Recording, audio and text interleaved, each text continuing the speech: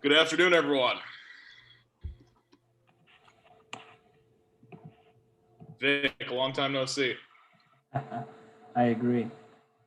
Sorry, I'm having a problem with my audio here, so just give me a moment.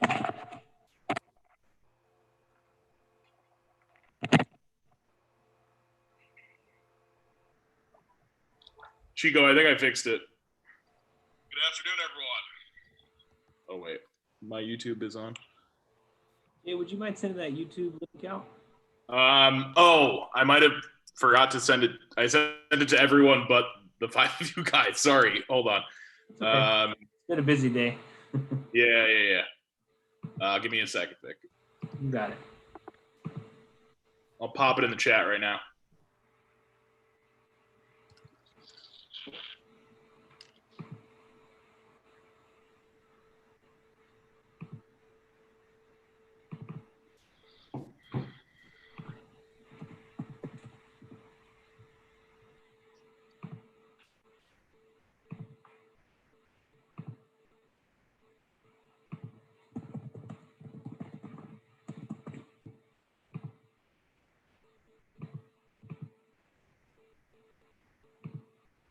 We got everyone on board right now, or?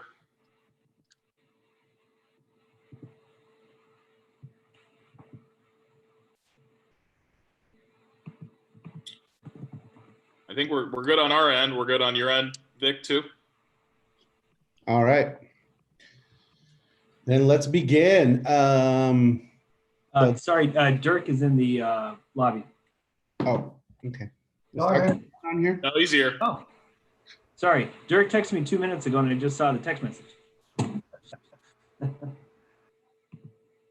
All right, we're ready to go? Yeah, go ahead, Chico. All right. Let's go ahead, and before we go over the meet and confer agenda for 5/21/2020, let's go ahead and do introductions. Chico Robinson, 7th 8th Middle School, Kenilworth. Jay Barbuto, 7-8 Language Arts at Edison. I'm Nicole Goodwin. I teach first grade at Whittier, and I'm the PECTA treasurer. Julie Robbins, social worker at Garfield.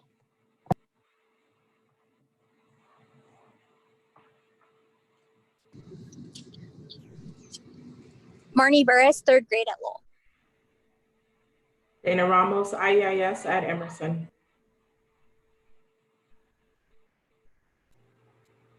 I get to be Mr. Anthony, principal at Kenilworth School.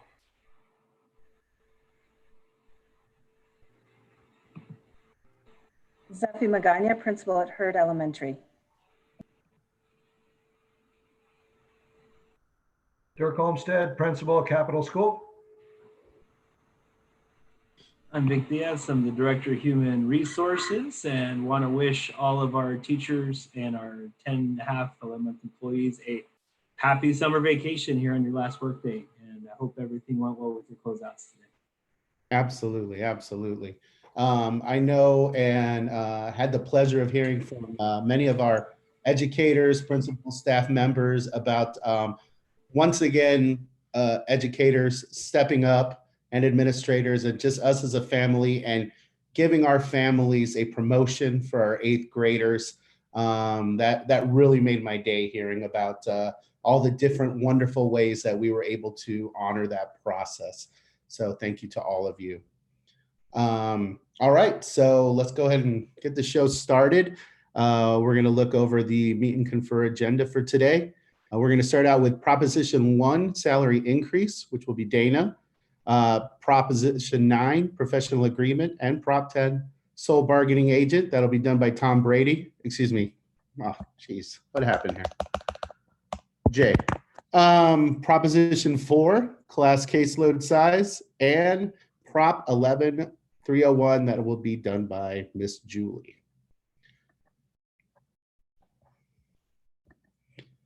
All right. So with that being, let's start with Proposition 1, salary increase. Hi, everyone, and teachers, happy last day. I have a few more days, so it's not my last day, but still. So And I apologize if you hear my kids in the house because it is summer vacation at my house.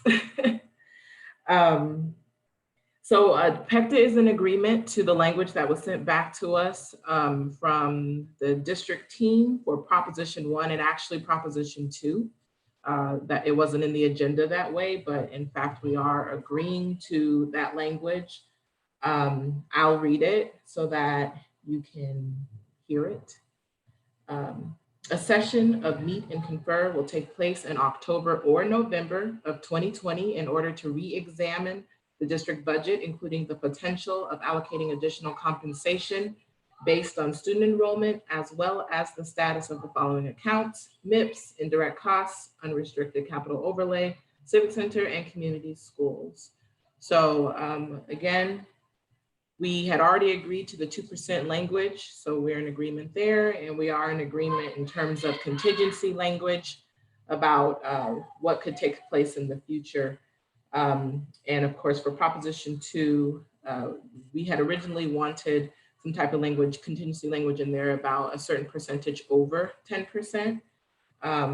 You know, I won't say that that's something that we might still not look at in the future, but for now, and for this process, we are agreeing to the language that the district team has brought to us. And so I'm happy to be able to say that these are two proposals of many so far that we've come to some type of agreement about. So if there's any questions or comments before we move on to the next thing, I'm more than happy to take them. Vic, do you mind? I should have asked. Do you mind if I share that language on the screen? Is that okay, or would you prefer to not share it? No, that's okay. If you're agreeing to it, then absolutely, let's share it. Okay, right. Yeah. Okay. No, and I appreciate it. We definitely look forward to coming back together. I heard from some the other day that it's easy to collaborate with budgets when you make them. It's hard to collaborate when you're actually monitoring them. And so we do have a nice collaborative budget process in the way we've done performance-based budgeting. So I'm really looking forward to getting to do this next year and take a look at those accounts and just to check on where we are with our enrollment and our revenues.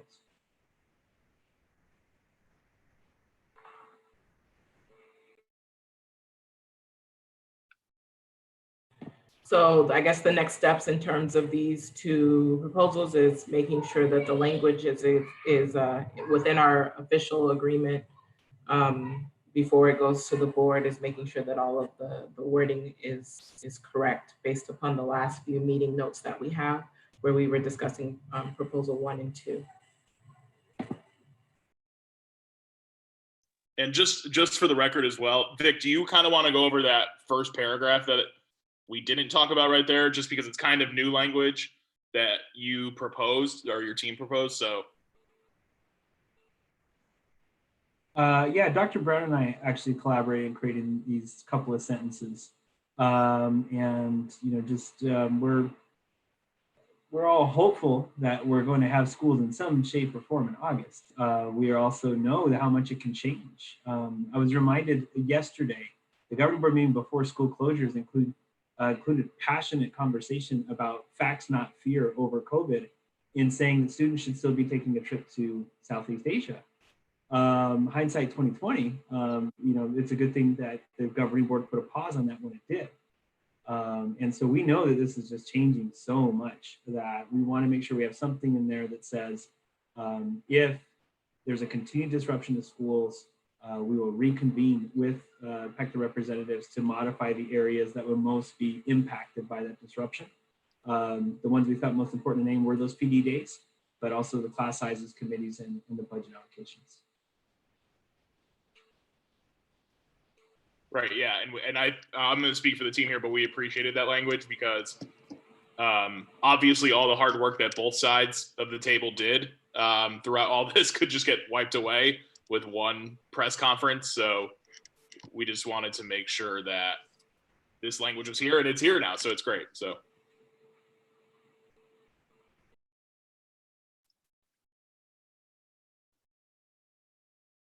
Do we have any questions on the table here for the language for whole as an agreement or for proposal 1 and 2?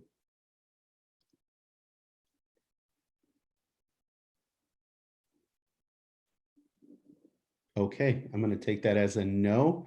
And we're going to move to Proposition 9, professional agreement, and 10, sole bargaining agents.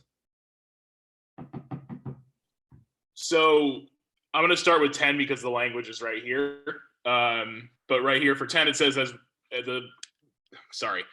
long day.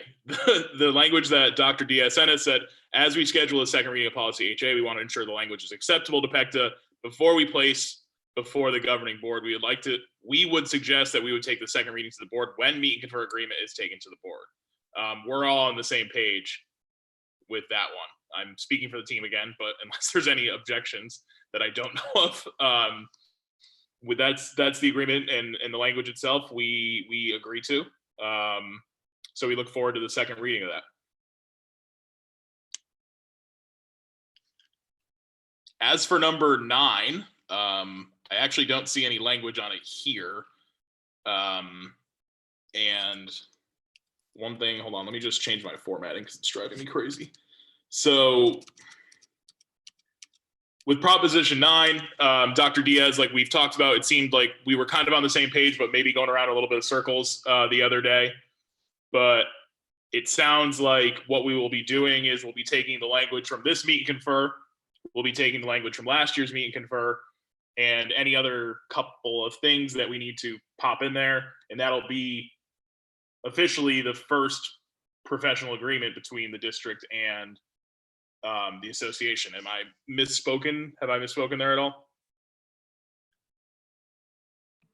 Nope, that's the way I had it written down. Okay. Can you bring up that one little part that you brought up with me about something we have to add? I'm putting you on the spot, I know, but I don't remember what it is.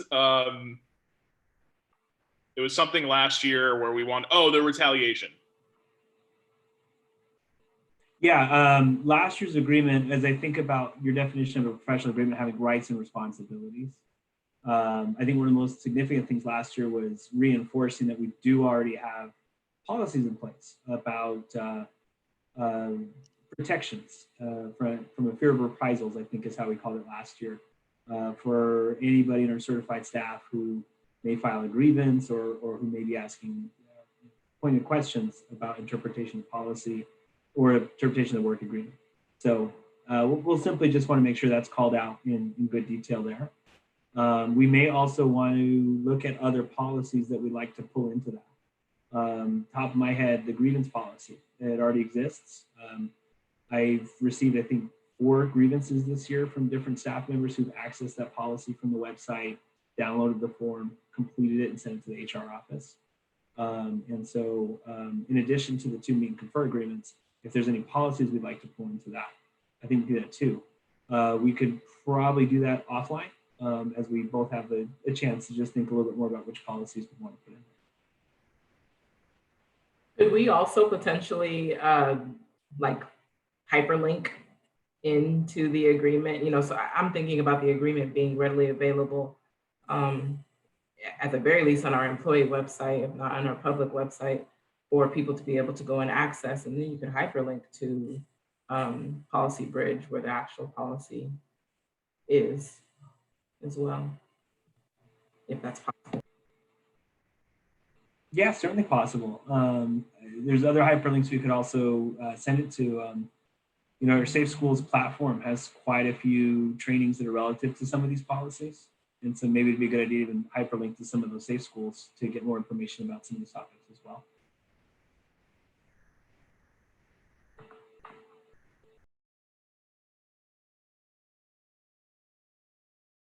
And for now, that's all I have for Proposition 9 and 10. So I'm going to pass the baton. Okay, do we have any questions for Proposition 9 and 10? So I think for next steps, 10 is pretty clear. We'll prepare HA for a second reading through Mr. Lin. For 9, is it fair to expect then that PECTA will take the first stab at creating the chain together professional agreement, naming policies? Administration will take a look at it, and we'll see if there's any other policies that we may want to add to them. Great, yeah. Okay, great. Okay, so moving on to Proposition 4, class caseload size from Nicole. Yes, so So the only thing we had left to discuss were the caseload sizes. And so I just wanted to say thank you for taking the time to discuss those caseload sizes with the coordinators. And PECTA appreciates that the current caseloads are below the ratios that we proposed. And as PECTA represents psychologists, social workers, and speech pathologists, we'll continue to monitor the caseload sizes and bring it back to meet and confer if an issue arises. So thank you.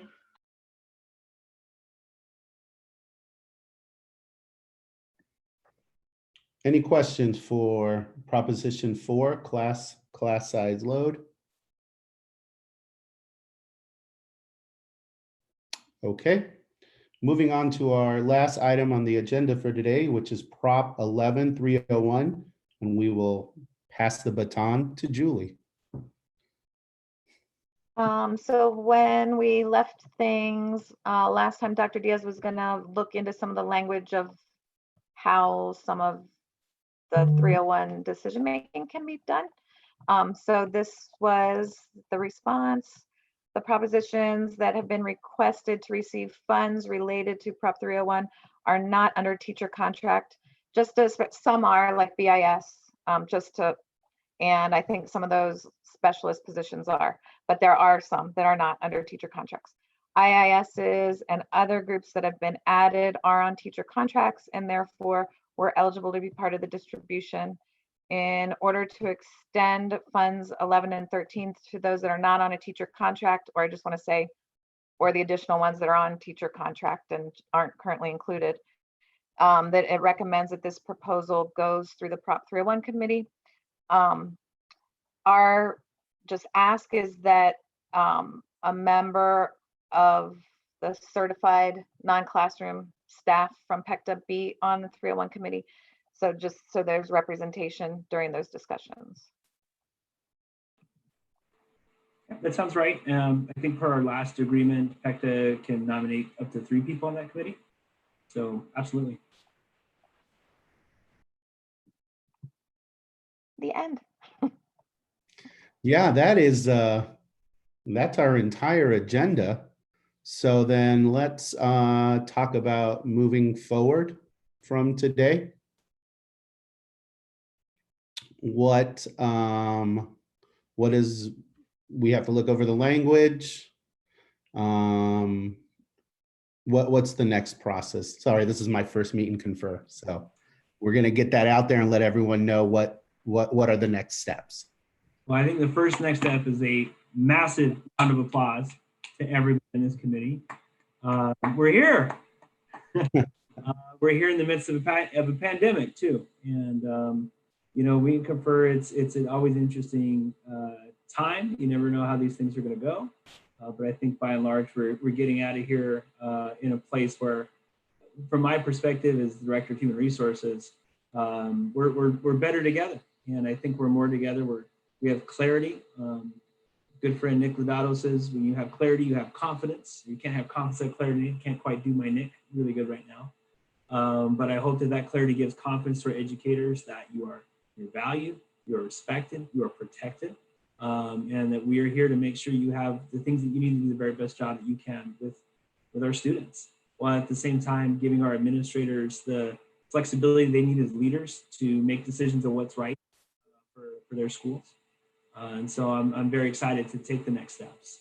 I think what that next step would be PECTA chaining together the 2 agreements. Well, we had the agreement from last year, bringing this new one together into a document that could then be chained. I think we would then review it as administration, make sure it all looks right, and it should. We would sign it, and then a member of the PECTA representation would sign it. It's that signed copy that would then be presented to the board. And then at the same time at that board meeting, as separate items, they would do the second reading. We recommend that they do the second reading of HA. We would recommend that they approve a 2% salary increase for base salary as well. I don't believe there's anything else in the agreement that would require their explicit approval outside of the agreement. We'll review it and then take next steps from there. So today being May 21st, I'm wondering when PECTA may be able to have that in the early part of next week, so that way I can take it to superintendent and cabinet, refine it from there, and start to prepare it for the governing board meeting on June 11th.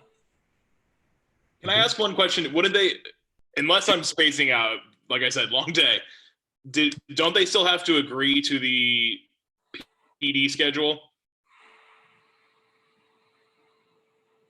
You're right. We do have to pull that one out. It took me a minute to think about like what you're talking about there. Yeah. PD schedule for the Prop 301 counts for this year.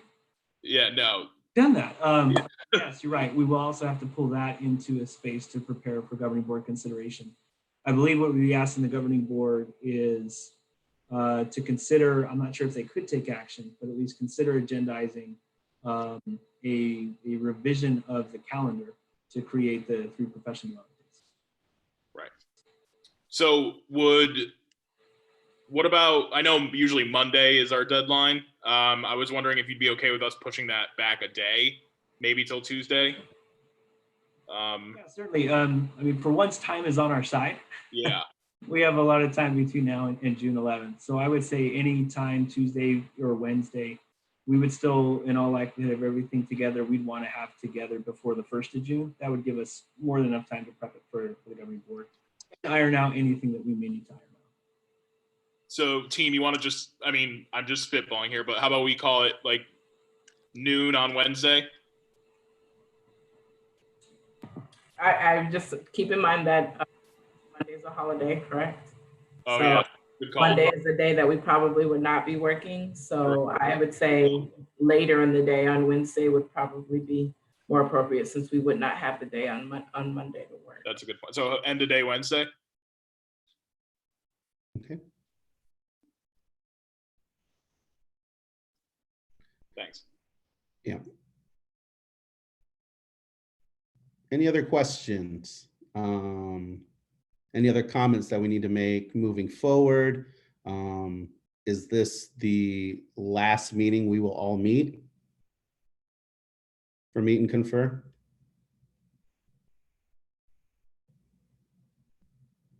Yes. Okay. Yes. Okay. All right.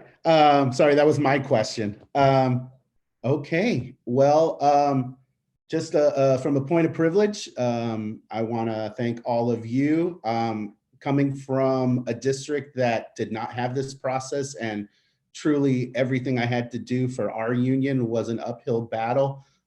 Huge thank you to the administration and the staff on here for truly feeling like educators have an equal voice with admin. And that's something really hard to find, especially in a state that's not so pro-union in some aspects. So thank you for that. And unless there are any other questions, I will officially call the Meet and Confer process until October in that special session. Sanda. Everyone have a wonderful summer. Thanks, everybody.